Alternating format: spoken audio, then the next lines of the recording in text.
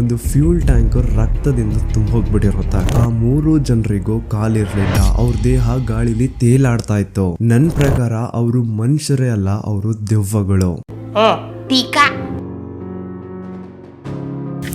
ಮೊದಲು ಶಾರ್ಟಾಗಿ ಕತೆ ಹೇಳ್ತೀನಿ. ಮಧ್ಯರಾತ್ರಿ 11 ಗಂಟೆ ಆಗಿತ್ತು. ಬೀಜಿಂಗ್ ಟು ಫ್ರಾಂಕ್ಟನ್ ಹಿಲ್ಸ್ನ ಈ ರೂಟಲ್ಲಿ 375 ನಂಬರ್ ಇರೋ ಈ ಬಸ್ಸು ಹೋಗ್ಲಿಕ್ಕೆ ರೆಡಿಯಾಗಿ ನಿಂತಿತ್ತು. ಬಸ್ಸಲ್ಲಿ 4 ಜನ ಇದ್ದರು. ಡ್ರೈವರ್, ಕಂಡಕ್ಟರ್, ಒಬ್ಬ ಹುಡುಗ, ಇನ್ನೊಬ್ಬ ಯಾರೋ ಮುದುಕ ಇದ್ದ. ಕತೆ ಸ್ಟಾರ್ಟ್ ಆಗೋದು ಹಿಂಗೆ.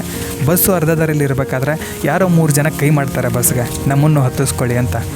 ಅವ್ರು 3 ಜನ ಬಸ್ ಹತ್ತಿ ಮೇಲೆ ಬಂದಾಗ ಈ ಮುದುಕಿಗೆ ಅವರು ದೆವ್ವಗಳು ಅಂತ ಅನಿಸುತ್ತೆ. ಯಾಕಂದರೆ ಅವ್ರಿಗೆ ಯಾರಿಗೂ ಕಾಲುಗಳೇ ಇರೋದಿಲ್ಲ, ಗಾಳಿಯಲ್ಲಿ ತೇಲಾಡ್ತಿರ್ತಾರಂತೆ. ಆಗ ಈ ಮುದುಕಿ ಒಂದು ಪ್ಲ್ಯಾನ್ ಮಾಡಿ, ಅವಳು ಮುಂದ್ಗಡೆ ಕೂತಿರೋ ಈ ಹುಡುಗ ತನ್ನ ಪರ್ಸ್ ಕಳ್ತನ ಮಾಡಿದ್ದಾನೆ ಅಂತ ಹೇಳಿ ಜಗಳ ಮಾಡಿ ಅವನ್ನ ಪೊಲೀಸ್ ಸ್ಟೇಷನ್ಗೆ ಕರ್ಕೊಂಡು ಹೋಗ್ತೀನಿ, ನಮ್ಮನ್ನು ಇಳಿಸಿ ಅಂತ ಹೇಳಿ ಅವರಿಬ್ಬರು ಕೆಳಗಡೆ ಇಳಿತಾರೆ. ಅಲ್ಲ, ಈ ಮುದುಕಿ ಡ್ರಾಮಾ ಮಾಡ್ತಿರೋದು ಈ ದೆವ್ವಗಳಿಗೆ ಗೊತ್ತೇ ಆಗೋದಿಲ್ಲ. ಯಾಕಂದರೆ ಅವುಗಳಿಗೆ ಬ್ರೈನ್ ಇಲ್ಲಿರೋದಿಲ್ಲ ಅಲ್ಲ, ಇಲ್ಲಿರುತ್ತೆ. ಮರುದಿನ ಈ ಫ್ರಾಂಕ್ಟನ್ ಹಿಲ್ಸ್ಗೆ ಆ ಬಸ್ ಬಂದೇ ಇಲ್ಲ ಅಂತ ಗೊತ್ತಾಗತ್ತೆ. ಪೊಲೀಸರು ಹುಡುಕಾಡಿದಾಗ 100 ಕಿಲೋಮೀಟರ್ ದೂರದಲ್ಲಿರೋ ಒಂದು ಕೆರೆಯಲ್ಲಿ ಈ ಬಸ್ ಬಿದ್ದಿರುತ್ತೆ. ಒಳಗಡೆ 5 ಹೆಣಗಳಿರುತ್ತೆ, ಡ್ರೈವರ್, ಕಂಡಕ್ಟರ್ ಮತ್ತು 3 ದೆವ್ವಗಳು. ಅಲ್ಲ, ದೆವ್ವಗಳು ಕೊಲೆ ಮಾಡುತ್ತೆ ಅಂತ ಕೇಳಿದ್ದೆ, ಸೂಸೈಡ್ ಮಾಡ್ಕೊಳ್ಳುತ್ತೆ ಅಂತ ಫಸ್ಟ್ ಟೈಮ್ ನೋಡಿದ್ದೆ.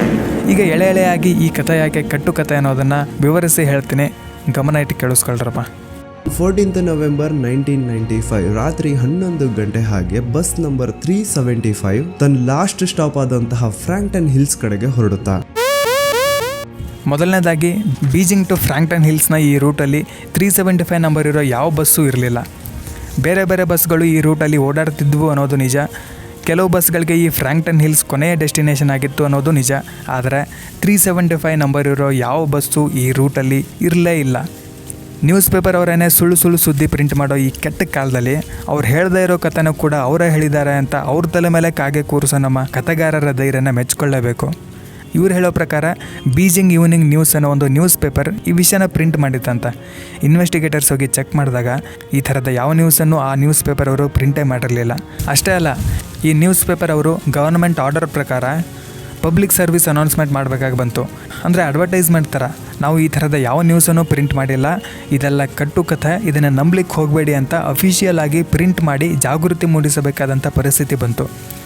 ಎಲ್ಲ ನಮ್ಮ ಕಥೆಗಾರರ ಕೃಪೆ. ಇನ್ನೊಂದು ಮುಖ್ಯವಾದ ವಿಷಯ ಏನು ಅಂತಂದರೆ, ಇವ್ರು ಹೇಳೋ ಪ್ರಕಾರ ಈ ಇನ್ಸಿಡೆಂಟ್ ನಡೆದಿದ್ದು 1995ರಲ್ಲಿ. ಆದರೆ ಈ ಇನ್ಸಿಡೆಂಟ್ಗೆ ಅತ್ಯಂತ ಹಳೆಯ ಸಾಕ್ಷಿ ಅಂತ ಸಿಕ್ಕಿದ್ದು 2012ರ ಯಾವುದೋ ಒಂದು ಸೋಷಿಯಲ್ ಮೀಡಿಯಾ ಪೋಸ್ಟಲ್ಲಿ. ಅಂದರೆ 1995ರಿಂದ 2012ರ ತನಕ 17 ವರ್ಷಗಳ ಈ ಗ್ಯಾಪಲ್ಲಿ, ಕಾಲಘಟ್ಟದಲ್ಲಿ ಒಂದೇ ಒಂದು ಅಫಿಷಿಯಲ್ ರಿಪೋರ್ಟ್ಗಳಲ್ಲಿ ಮೆನ್ಷನ್ ಆಗಿಲ್ಲ ಅಥವಾ ಪೊಲೀಸ್ ಡಾಕ್ಯುಮೆಂಟ್ಸಲ್ಲಿ ಮೆನ್ಷನ್ ಆಗಿಲ್ಲ.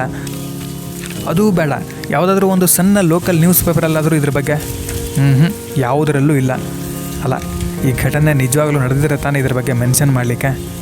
ಆದರೂ ಈ ಕಥೆನ ಮತ್ತೆ ಹೇಳ್ತಾರೆ ಅಂತಂದರೆ ನನ್ನ ಪ್ರಕಾರ ಇದಕ್ಕೆ 3 ಕಾರಣ ಇರುತ್ತೆ. ವ್ಯೂಸ್ ಅಷ್ಟೇ, ಬೇರೆ ಏನೂ ಕಾರಣ ಇರಲಿಕ್ಕೆ ಸಾಧ್ಯನೇ ಇಲ್ಲ.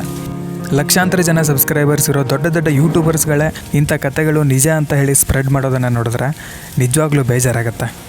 ಹೋಗಲಿ ಬಿಡಿ, ನೆಕ್ಸ್ಟ್ ವಿಡಿಯೋ ಯಾವ ವಿಷಯದ ಮೇಲೆ ಇರಬೇಕು ಅನ್ನೋದನ್ನು ಕಮೆಂಟ್ ಮಾಡಿ. ಧನ್ಯವಾದ.